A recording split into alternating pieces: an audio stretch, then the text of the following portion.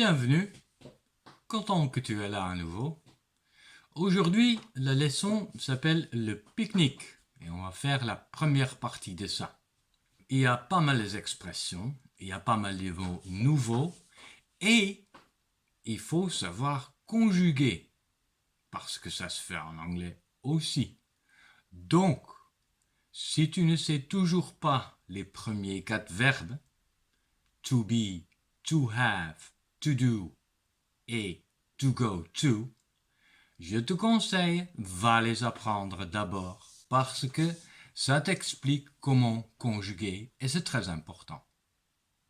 Bon, maintenant, la leçon, le pique-nique. On commence par Paul qui dit The weather is very nice today. On traduit ça littéralement, le météo est très joli aujourd'hui parce que weather, ça veut dire météo.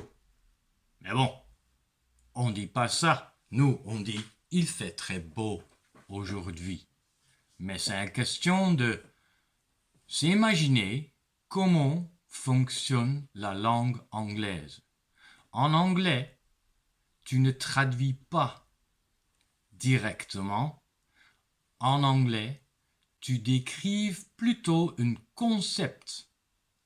Et c'est à toi ensuite de comprendre que hey, ça veut dire ça. Ils disent de ça d'une manière différente que nous.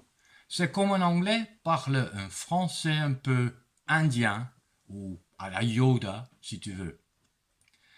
Storm dit Shall we go to the park? Shall, ça veut dire devoir. Mais dans ce cas-là, c'est surtout une proposition. Hein? Ça vous dit d'aller au parc au lieu de devrons-nous aller au parc. Ça ne se dit pas en français. Donc voilà, shall, devoir. Regarde ça dans un dictionnaire et tu vas voir, il y a vraiment pas mal de choses qui peuvent se dire avec shall. Fiona répond That sounds very good to me. Ça sonne très bon à moi. On le traduit tout bêtement, c'est une très bonne idée. Mais l'expression That sounds very good to me, c'est très normal en anglais. Al, il demande Can I come too? Can, ça veut dire, en traduction, être capable. Ben, bien sûr, il est capable, il a 2 jambes, il sait marcher. Tout le monde est capable. Mais dans ce cas-là, c'est plutôt, en traduction en français, est-ce que je peux venir aussi? Ce qui est tout à fait normal, évidemment. Mais en tête que can veut dire être capable. Izzy répond We'll all go to the park. Tu vois, W-E apostrophe L-L. Ça veut dire we will. Qu'est-ce que veut dire will? Will, ça veut dire vouloir. We will all go to the park. Nous voulons tous aller au parc. We will, ça veut dire que c'est quelque chose qui va se faire dans le futur. On n'est pas encore exactement sûr à quel moment, mais on sait que ça va se faire. We will do this. On veut faire ça. Ensuite, we can have a picnic, mais à nouveau, nous sommes capables d'avoir un pique-nique. Mais évidemment, tout le monde est capable d'avoir un pique-nique. Mais en traduction, on pourrait faire un pique-nique. Il n'y a pas grand-chose à savoir, vraiment. In the park they see beau. Littéralement, dans le parc, ils voient beau. on le traduit, ils aperçoivent beau. Mais c'est pareil au même, pas quelque chose de très difficile à comprendre. Le reste, c'est une traduction, mais hello everybody. Ah oui, j'ai presque oublié. Comme vous voyez, Axel and Storm, together, ils disent hello Bo. Eh bien, together, ça veut dire ensemble. Together. Ça vient du mot gather, G-A-T-H-E-R, et ça veut dire rassemblement. So, together, ce sont des choses ensemble, des gens ensemble. They're all together, ils sont tous ensemble. We're having a picnic. Eh bien, comme tu peux voir là, il y a W-E apostrophe R-E. Ça veut dire we are. We are having a picnic. Et comme tu vois aussi, to have, tout d'un coup, le E a disparu et il y a I-N-G. We're having a picnic. We are having a picnic. Qu'est-ce que ça veut dire? Eh bien, quand on le traduit littéralement, ça veut dire nous sommes en train d'avoir, à ce moment précis, un pique-nique. Voilà. We're having a picnic. Ne confonds pas we're, W-E apostrophe R-E, we are. Ne le confonds pas avec where, ce qui veut dire où. Entraînement des oreilles, très important. Bo dit, that is great. Look, there are Mike and Megan. That is great. Ça, c'est grand. Mais on ne dit pas ça, c'est grand. On dit ça, c'est bien ou c'est cool. Hein? That is great. That's cool. That's fun. That's incredible. That's fantastic.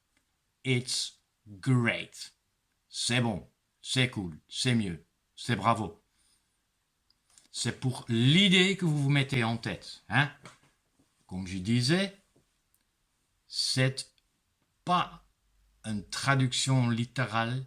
Les Anglais parlent en concept. Donc, il faut avoir l'esprit très ouvert. Il faut prendre la traduction très large.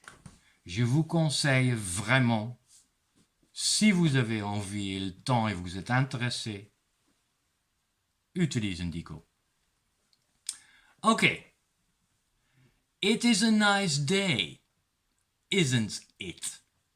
Isn't it, comme tu vois, est souligné. Je l'ai fait exprès parce que isn't veut dire is not. Yeah? Mais on ne dit pas is not it. Non, on dit isn't it. N'est-ce pas? Aussi simple que ça. C'est un raccourci comme where. Sauf là, c'est en négation, négatif, mais qui demande une réponse positive. Quand on dit the weather is nice, isn't it? Ça veut dire que l'autre est censé dire oui, tout à fait. Yes, that is correct. Megan dit hello, gang. Qu'est-ce que c'est un gang? Mais c'est très simple. C'est une compagnie, c'est une bande, c'est un groupe. Un gang. Vous vous rappelez? Celebration time, come on! Kool and the Gang chante cette chanson. Voilà, gang. Kool et sa groupe. Kool et sa bande. Kool et sa compagnie. Voilà. Ensuite, tu vois encore We're having a picnic too. nous sommes en train de pique-niquer aussi.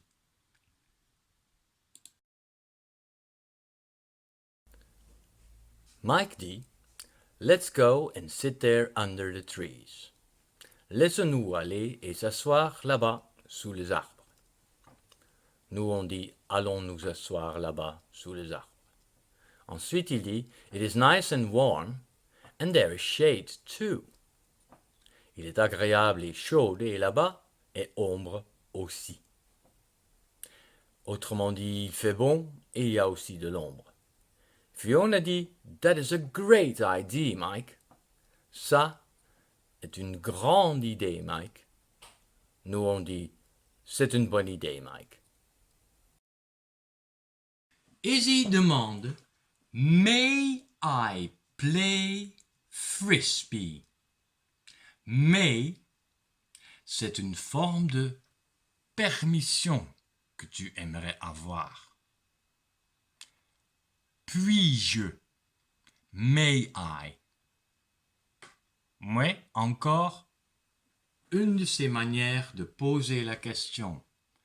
Elle aurait pu demander aussi Can I play? Mais tout le monde sait que elle peut parce qu'elle est capable.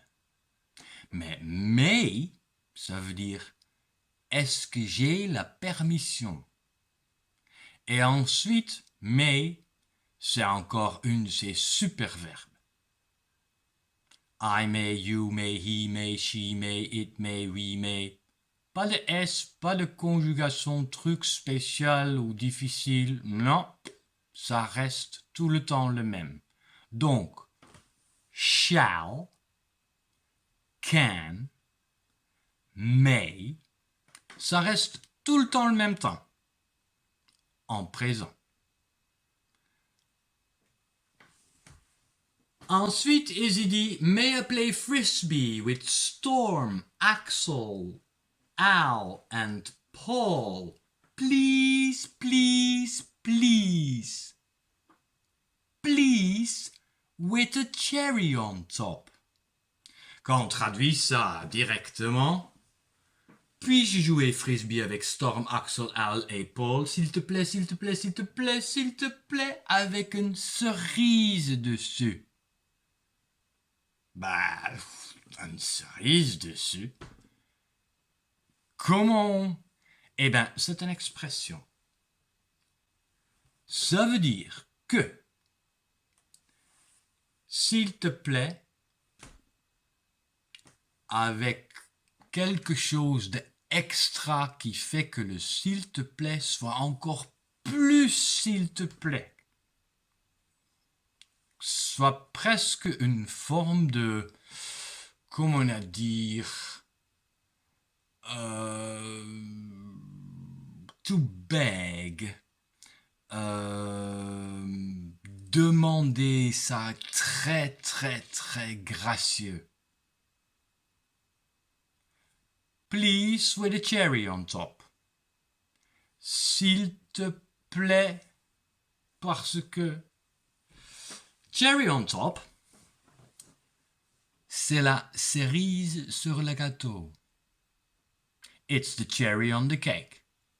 Et bien dans ce cas-là, cette même cerise est placée au-dessus de la question pour montrer que c'est vraiment, vraiment un super effort que je vous demande de me faire. Ouais, cherry on top, avec une cerise on top.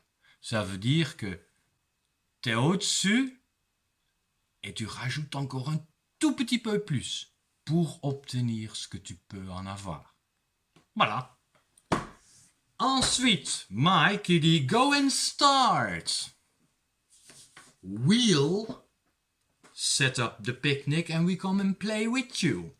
We'll, W-E apostrophe L-L. Qu'est-ce que ça voulait dire? We will. Donc, à nouveau, une indication de futur. Will, c'est aussi une de ces mots fantastiques, un verbe génial, parce qu'à nouveau, il n'y a rien à conjuguer. I will, you will, he, she, it will, we will. Pas de S, pas d'exception, non, non, non, non, non. C'est super, n'est-ce pas? Je vais vous le montrer, les verbes à savoir, et je vais aussi donner ça en passé. Okido. Étudiez bien. 10 minutes par jour, et pas plus. Même si vous n'avez pas fini, vous avez le temps. Donc ne vous fatiguez pas, parce que ça ne vaut pas le coup. Il faut que ce soit un plaisir. Il faut que tu aies envie de découvrir la langue anglaise. Donc utilise un dictionnaire à partir de maintenant.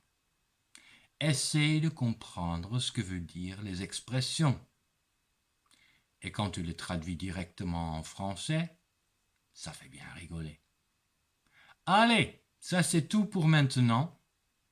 J'espère que vous allez réussir les exercices après. À la prochaine. Et n'oublie pas, there is a COVID-19 out there. Stay safe.